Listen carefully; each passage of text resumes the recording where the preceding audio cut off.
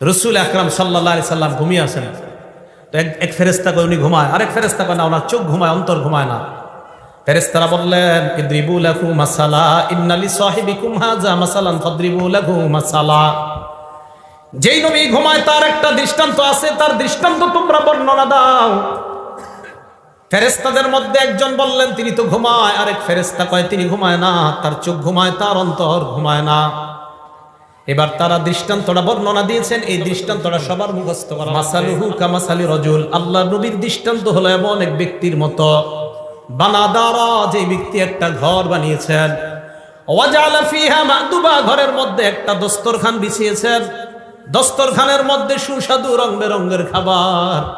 ওয়া বা'সা দাইয়ান, একজন আহ্বানকারীকে বাহিরে পাঠাইছে, যাও রাস্তাঘাটে যাদেরকে পাইবা তাদেরকে দাওয়াত দেওয়ার বলবা এই ঘরের মধ্যে যারা আসবে তারা সুস্বাদু খাবার খেতে পারবে।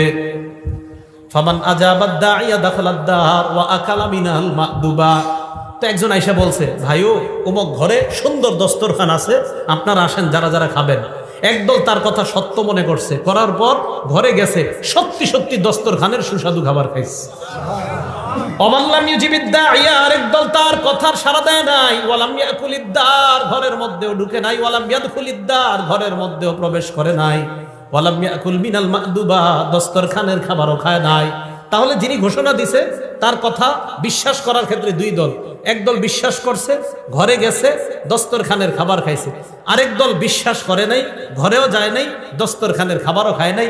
এই কথা ফেরেশতা একদল আরেক দলের সাথে বলা বলি করে, আমার নবী ঘুমায় আছে, তবে নবীর চোখ ঘুমাইতেছে, অন্তর দ্বারা সব উপলব্ধি করতেছে। এই কথা বলার পর ফেরেশতারা বললেন আউযিলুহা লাহু, এটার ব্যাখ্যা দিয়ে দাও, এই যে কথাটা বললাম এটার ব্যাখ্যা দাও। এবার ফেরেশতারা ব্যাখ্যা দিতে লাগলেন, ফাদ্দারাল জান্নাহ, ঘরের দৃষ্টান্ত হলো আল্লাহর জান্নাত। দস্তরখানের দৃষ্টান্ত হলো সুস্বাদু খাবার। জান্নাত যিনি বানিয়েছেন তিনি হলেন আল্লাহ। আল্লাহ জান্নাত বানাইলেন, দস্তরখান বিছাইলেন, একজন আহ্বানকারী পাঠাইলেন। এই আহ্বানকারী অন্য কেউ নয়, এই আহ্বানকারী হলেন যিনি ঘুমিয়ে আছেন, মুহাম্মদ সাল্লাল্লাহু আলাইহি ওয়াসাল্লাম। তাহলে মুহাম্মদ সাল্লাল্লাহু আলাইহি ওয়াসাল্লাম আমাকে আপনাকে ডাকতেছে ওই ঘরের দিকে, ওই দস্তরখানের দিকে। নবীর কথা মানার ক্ষেত্রে আমাদের মধ্যে দুই দল। এক দল কথা বিশ্বাস করে ঘরের মধ্যে যায়, এর মানে যারা নবীর কথা মানবে তারা আল্লাহর জান্নাতের মেহমান। তাহলে তারা জান্নাতের মেহমান হবে। শেষে কি বলে দেখেন, ফামান আতা মুহাম্মাদান সাল্লাল্লাহু আলাইহি ওয়াসাল্লাম, যারা আল্লাহর নবীর কথা মেনে নেয় তারা আল্লাহর অনুসারী হয়ে যায়।